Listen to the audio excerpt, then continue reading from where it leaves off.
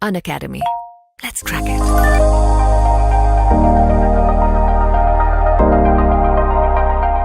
Hello everyone, this is Abhishek Saraf. I have secured All India rank 8th in UPSC Civil Service exam of 2019.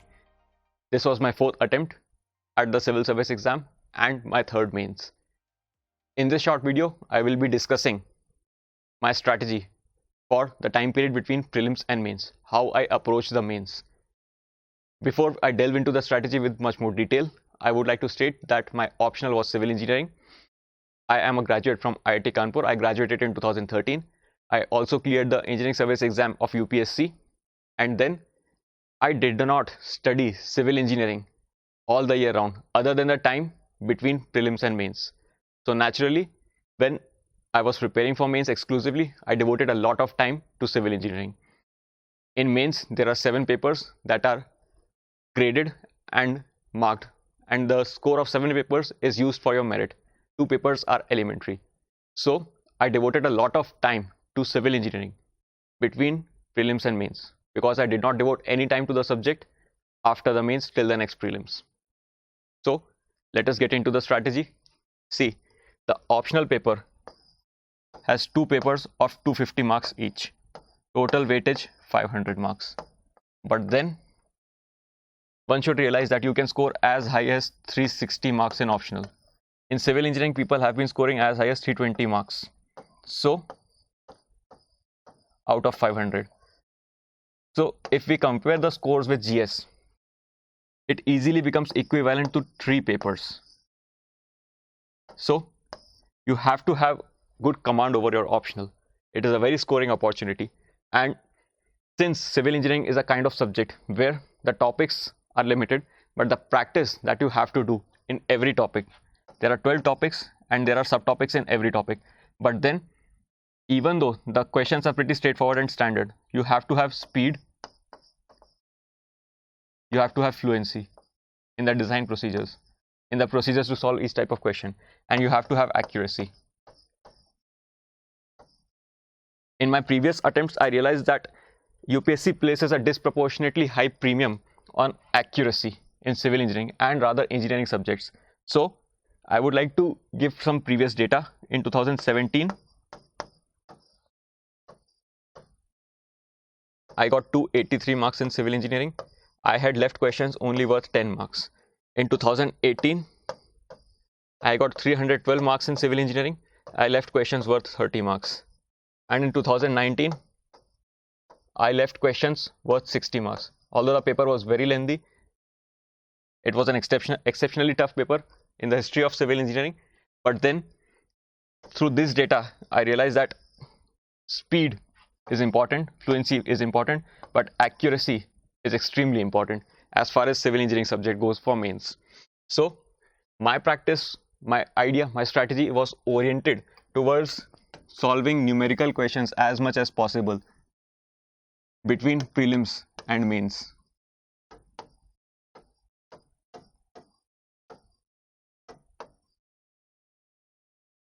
So I tried to maximize the numerical practice that I did. How I did so? I solved engineering service exam, civil service exam, previous year questions for the past 25 years. Several booklets are available in the market which you can use to solve those questions. Other than that, I did not do any other material. I solved the 25 years paper. I did not delve much in theoretical revision because I have been writing UPSC exams for past 4-5 years. Engineering service 2013, civil service 2017-18. So I had wrote exams for past 4-5 years. I did not need to much emphasize or devote much time on revision of theory. Whatever revision of theory had to be done was mostly done from previous year's question papers. Other than that, I had made notes when I was preparing for engineering service exam 2013. Those notes were very useful. Those notes basically were composed of formulae, some thumb rules, some numerical values of, for example, acceptable limit of turbidity in water, numerical values like that which are relevant in engineering domain, and then some basic concepts, very basic concepts. About 100 to 150 pages were there that could have been revised in 2 to 3 days. So most of the time that I spent for engineering subject was devoted to practicing numerical questions. Once I practiced engineering service and civil service previous year question papers, I needed to do practice of tests. Now some coaching institutes have been providing test papers for civil engineering optional, but then the problem is that it is very difficult to simulate the UPSC syllabus exam pattern. It is very difficult to make papers that will simulate the UPSC paper setting strategy. So along with this, the scaling that happens in UPSC, or it has been speculated that it is happening, this makes assessment and checking of those test papers very difficult for any coaching institute. So the reliability of the test they are providing comes into question, at least in my mind it was. So I decided not to go with any test paper of any coaching. Rather, I decided to go by UPSC's own papers. So I solved the Indian Forest Service previous year's papers of UPSC. So the idea was that I solved UPSC's engineering service paper, civil service paper for practice when I was revising the topics, and then when I wanted to practice test papers, I solved UPSC's own test papers. So I was able to simulate tests by using UPSC's own papers. Revision of formula theoretical concepts from previous year questions I mentioned, and then tapering number of hours per day from June to September for civil engineering. From 3rd June 2019, about 10 hours per day were spent on civil engineering till 15th July.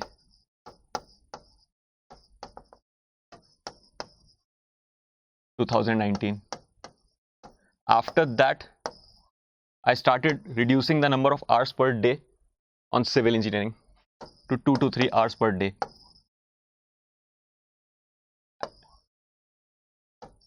And then this 2 to 3 hours per day continued till 31st August 2019. From 1st September 2019 till 20th September 2019,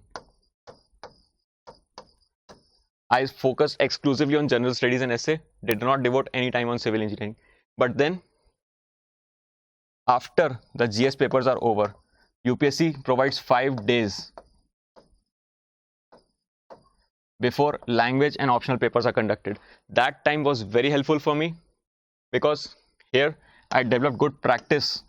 I could solve these papers here, engineering service exam and civil service previous year questions I solved here. When I reduced the time from 15 July to 31st August, I solved these Indian Forest Service papers and some of the topics that were left from engineering service and civil service previous year's papers. And then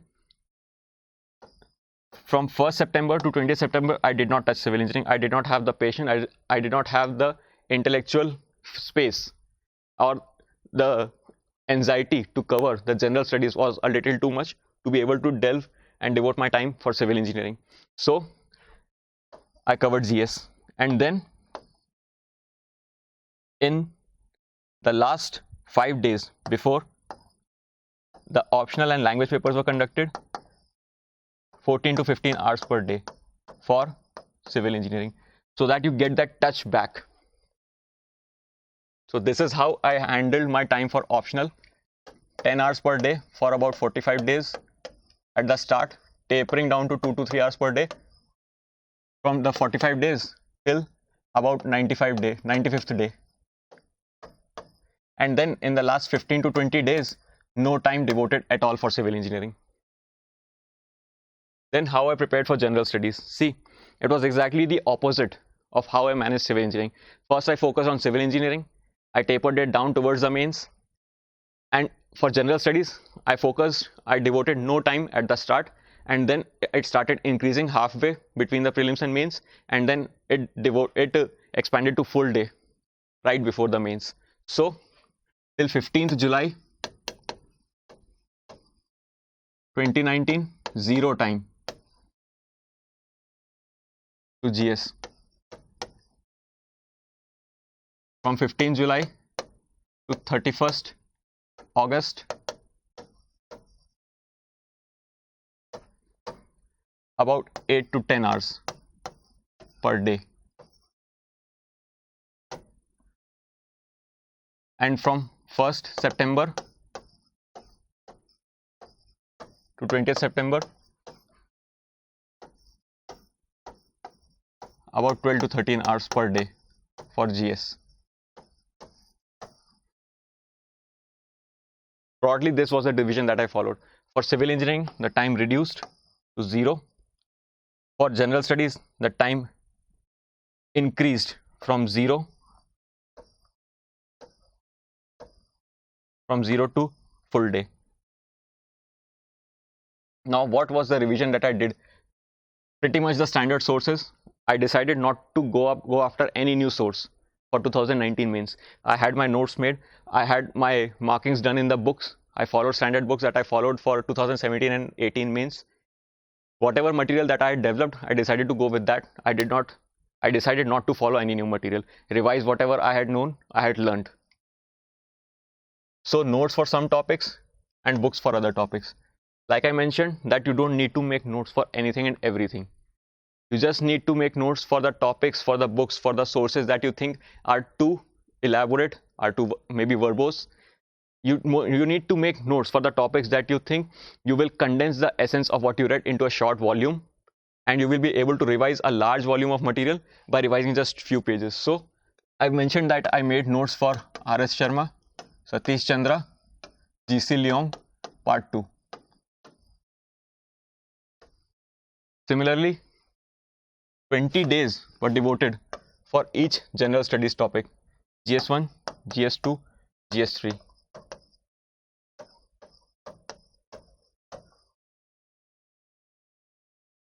But then for GS4, I had my notes made from lexicon. I had shared those handwritten notes on my drive. Link is available on the Facebook page. So these 4 days were more than enough to get a familiarity back with the theoretical concepts, to revise the definitions, to revise those examples that I had made for GS4. Then I developed this strategy of using value addition content of what I called wall notes. What I did was that these things, policies, laws, data, schemes, committee, some very salient suggestions, these things were converted into A4 page notes for GS2 and GS3. They were printed into A4 pages and stuck on the wall. See, subjective answers can be written by almost anyone and everyone who has done decent amount of answer writing practice. But then what will make your answer stand apart? What will add value to your answer? What will add uniqueness to your answer? These things, policies, laws, data, schemes, committees, these things can be used to add more points to your answer. These things can be used to add innovative suggestions to your answer.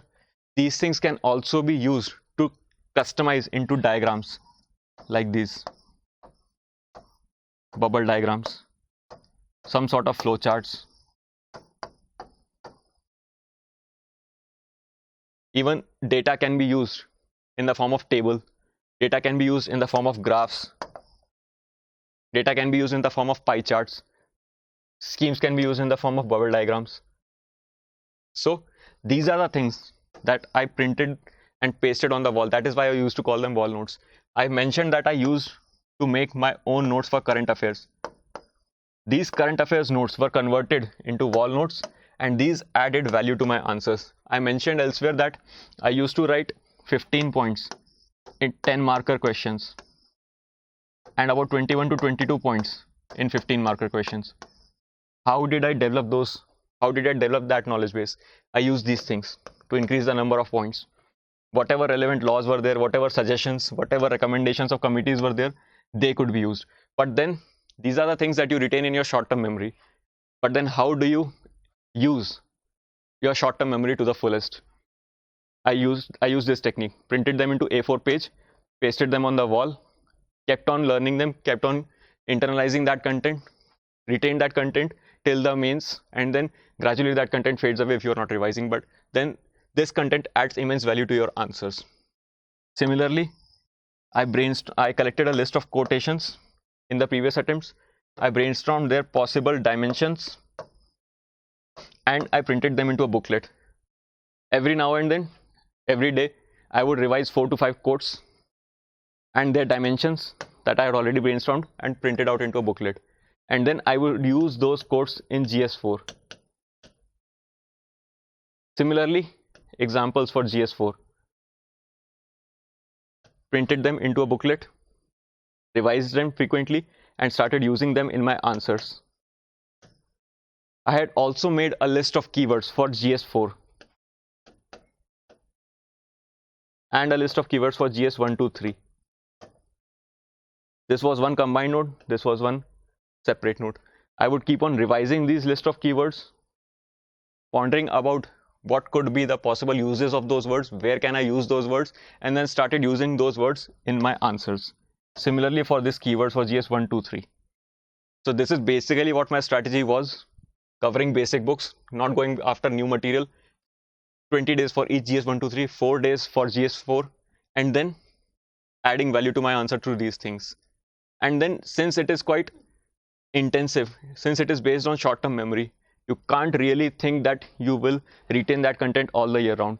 You have to exploit your short-term memory. You have to give information to your memory in daily capsules, in short capsules, but then in 45 to 60, almost 70 days, this enriches your data a lot. Quotes, examples, policy, laws, data, schemes, committees. This enriches your content a lot and it makes your answer very objective. It makes your answer stand apart. It enables you to add very high number of points in your answers. I must also state that I wrote points which were at max 2 lines. They could be as small as 4 to 5 words, but then not more than 2 lines per point.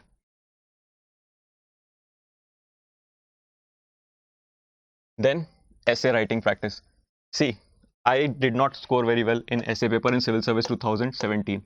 In 2017, my score was this. In 2018, my score was this.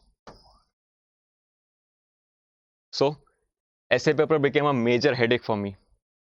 What I had to do was that, first of all, introspect, rather speculate on what went wrong, because I was getting good marks in test series. But then, something wrong was happening in UPSC paper. I could at best speculate. But then I took help from my peers, from my friends, who enabled me to develop a different style of writing essay in 2019. I'll be doing a video on essay writing strategy, how this disaster, how this debacle helped me improve my style and eventually achieve a good result. I think I achieved a good result in 2019, but when the results come, finally when the marks come, we will know for sure. But then I think marks must have been improved in this attempt. So what was left for me in essay paper? I had enough content. There was no shortage of content. When I could write 15 points in 10 marker questions, 22 points in 15 marker questions, there's no shortage of content. I had these wall notes which could add value to GS answers. Then why couldn't I have content for essay? But then it was not about content. I revised the examples, collected some more examples, kept on revising them just the way I was revising examples for GS4, kept on revising for essays, developed some new techniques for writing an essay, implemented those techniques. I wrote 5 essay papers. So 10 essays. 10 essays. 5 essay tests in my preparation for 2019 mains.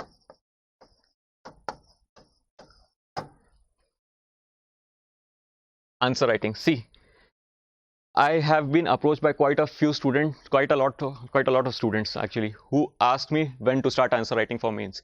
See, my answer to this, it depends on your temperament. It depends on which attempt you are writing. If it is your first mains, I would advise you to write 7 to 8 months.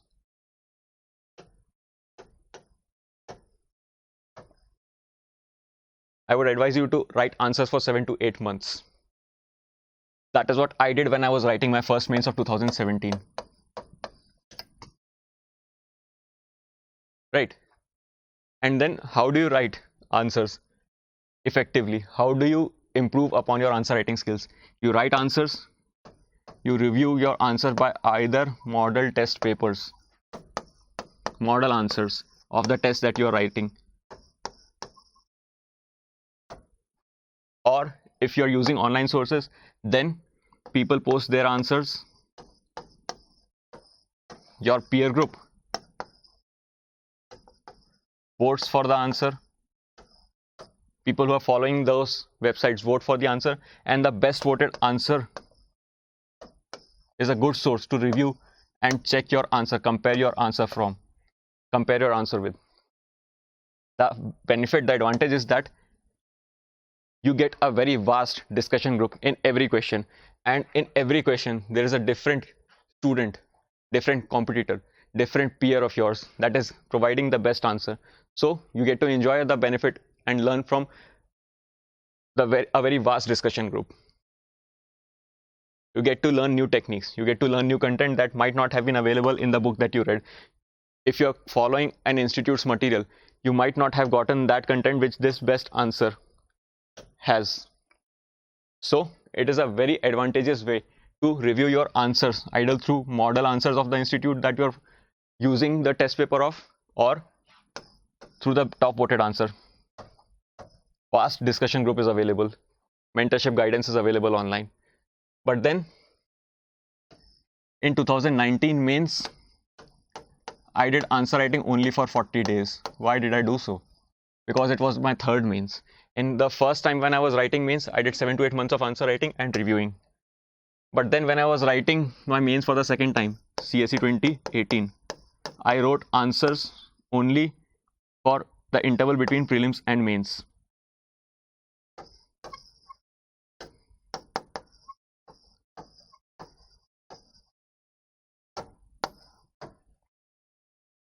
Based on the cumulative experience of these two attempts, I was able to realize that about 1 month of answer writing practice is enough for me to be able to reach my peak in presenting my answers, interlinking concepts, keeping the content fresh in my brain, developing the speed, developing the techniques, developing a knack, or rather refreshing the knack of customizing diagrams, flowcharts, schematic diagrams, bubble diagrams, tables, pie charts, bar charts, and then developing the strength of my hand that is needed for sustaining the rigor of writing test papers for 3 hours. So what I did was, on 10th August 2019, 40 days before the mains,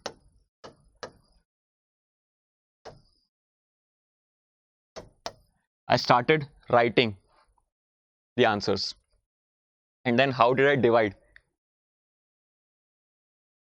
my answer writing time? I wrote 12 full-length tests, so 3 papers of each general studies 1, 2, and 3, and 4. 3 papers of GS 1, 2, 3, 4 each. Then 5 questions per day for GS 1, either 1 or 2 or 3. Not for each of them, not 15 questions here, just 5 questions. They can be from GS 1 or GS 2 or GS 3. Sometimes they were 10 markers, sometimes they were 15 markers, but then 5 questions per day from GS1 or GS2 or GS3, and then 5 questions per day from GS4. This I did in the last 40 days. So writing 10 questions per day for all the GS 1, 2, 3, 4, and reviewing those answers, and then 12 full-length tests. One more thing I would like to add is that sometimes we tend to write full-length tests in the UPSC pattern of 9 to 12 in the morning, then 2 to 5 in the afternoon. It is a very good thing to do. It will help you develop the rigor of writing 6 hours answers per day. But then what will be the negative externality of this technique? What will happen is that at the end of 5 p.m., Your brain would be completely tired. Your hands and body would be completely tired. You will not be in a position to study any furthermore. And your entire day will go wasted. So what I did was that I studied from morning 7 to 3:30 p.m. Also had lunch during that time, but the point is that from 4 to 7, I wrote paper 1, any GS paper. From 7 to 9, dinner and break. And then from 9 to 12, I wrote another GS paper. And at 12 in the night, when I was completely tired, exhausted, no motivation to study, nothing else, I just went to bed. What I did here that I was able to use this time productively, while the time after 5 p.m. could not have been used productively had I followed this schedule. But then I wrote 6 hours of answer as well. So 8.5 hours here were salvaged. This is the technique I developed while I was writing or preparing for 2017 mains. That after 5 p.m. you will not be in a position to study. You will not be in a position to do anything. You will have a sense of accomplishment that I have written 6 hours of answers today. But then that will end as a wastage of time. Or one thing that you can do if you have the energy for it, that write answers from 9 to 12, 2 to 5, take some 1.5 hour of break. From 6:30 to 7, you can review your answers till midnight. That is also something you can do, but I did not do that. I reviewed my answer the next day. So that is basically how I divided my time between optional, GS, answer writing, and essay. Hopefully, it would have been handy for you. It would have been helpful for you.